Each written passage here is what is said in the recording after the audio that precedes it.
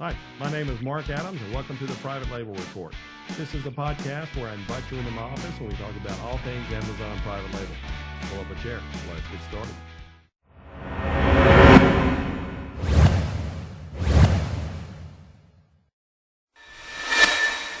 Hi, everybody. Welcome to today's podcast episode. Whether it is iTunes or you're watching on YouTube, I truly appreciate you being here. Today, what we're going to talk about is we're going to talk about how much does it really take to get started as an Amazon private label seller. But before we do, a little bit of stuff just to go over. For those of you who are interested, you may or may not know, but I take people twice a year to the Canton Fair for buying trips. That information, if you'd like to join me, is available at markscottadams.com/Canton-Fair. Love to have you join me on the trip if you have interest. Also, too, if you can't make it or are looking to do something a little bit closer to home, also doing privatelabellive.com, which is our Private Label Live, and the link is privatelabellive.com, where it's our Amazon Sellers Workshop, which we're going to do here in Florida this fall. And you'll see I'm putting together all the details now as I record this, so depending on when you're listening, I have everything finalized probably, but all of the information will be here below. It's where we just put a lot of Amazon sellers, smart, capable people in a room, do some teaching, do some coaching, do some training, and then let good things come out of putting smart people together. So that's coming up, and if you're interested, I'd love to have you in that as well.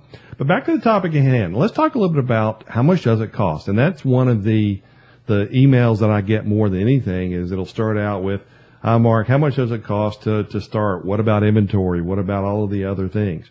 Well, let me just see if we can touch on a couple things. We'll go over a couple different scenarios because I think that's a really good question. Like all questions, the real answer is it depends. But let me just tell you how I started out a couple of years ago and then tell you what I think is relevant now. My first product, everything total, shipping included, was 250 pieces, and it was everything total $400. I was able to get some reviews and do some things that first month, generate some sales, pay for that, and then I think, it's been a while now, but I think I made $700 the second month, and then $1,000 by like month 3 on that product, and then the product kind of stayed about at that level. But for me, that was my amount. But in reality, I think that's probably a little low for most people.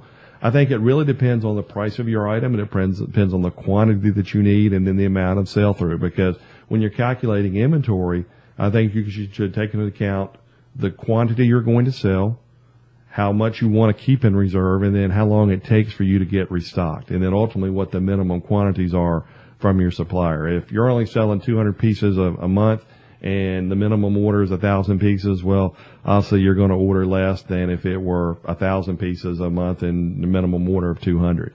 So you just have to weigh all those things and calculate those in. I think that's probably your best determination on what your item is. You've heard me say, for those of you who are regular listeners, you've heard me say many, many times, my simple philosophy is try and find a product that maybe makes $1,000 a month. Learn what you're doing. Go through the learning curve. Then you can scale up. Too many people, I think, try and start out at too big of an item, and then they find there's a little bit more competition. They realize they've got much more of an investment than they realize, and then, things don't go as smoothly sometimes as they had hoped.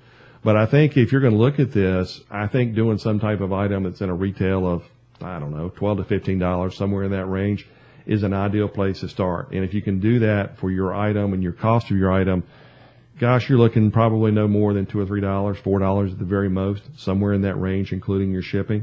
And if you can find the right product and it's small enough in size and you can get your quantities in that 100 to 300 pieces, I think you're okay. Because quite frankly, you could start at the bare minimum if everything worked out for $400 or $500.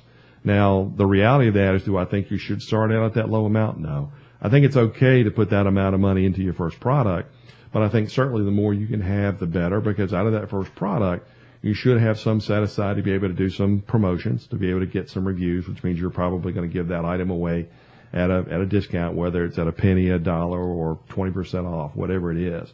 And you're going to have to do that because still promotions like that are the best bang for the buck that you can ever do. But the biggest thing is to take into account how long it takes for you to get restocked. And I think if you can go through those calculations, you'll be able to come up with something. But I'd say a bare minimum now, 1,000, 5,000 would be better if you're aggressive and you want to scale this business up quickly. Maybe it's 10,000 to start, and who knows what it is. But everybody will tell you different numbers, and the real answer is there is no set number. It depends on the item you choose more than anything. However, the worst thing to do is to be able to go to sleep and have not enough money to do something. You put your head on the pillow in that case, and you have worrying and have anxiety, and you shouldn't do that. If I didn't have that $400 or $500, $1,000 you started, however you could raise a little bit of money, and you can't tell me you can't raise that nominal amount of money if you really had to, then I think you should go and have some money in reserve too, because one of the things that can happen is if things really take off and do well, you're constantly you're making profits with your sales, but you're constantly having to buy more inventory to support the larger sales. A lot of people don't talk about inventory management and back-end things, I guess, because they don't understand it. But in this case, it's good and bad. I mean, it's obviously good to have lots of sales, but it's tough because you're reinvesting all your profits at that point, and you really don't have money to be able to take out if you need it, or to certainly be able to invest in other products. But to really answer the question, how much does it cost to get started? I think ultimately it depends on the product that you choose and how aggressive you want to be, and ultimately what your sales estimates are. But I think a low end of $400 or $500 like I did, up to a reasonable amount of $1,000, $1,500, somewhere in that range. And I think that probably would cover 60, 70% of people maybe.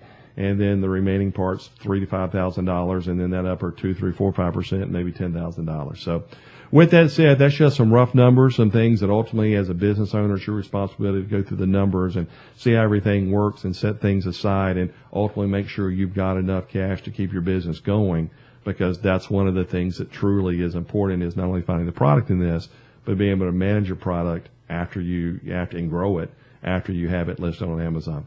So I hope that little bit of information helps, and I look forward to seeing you next time. Thanks.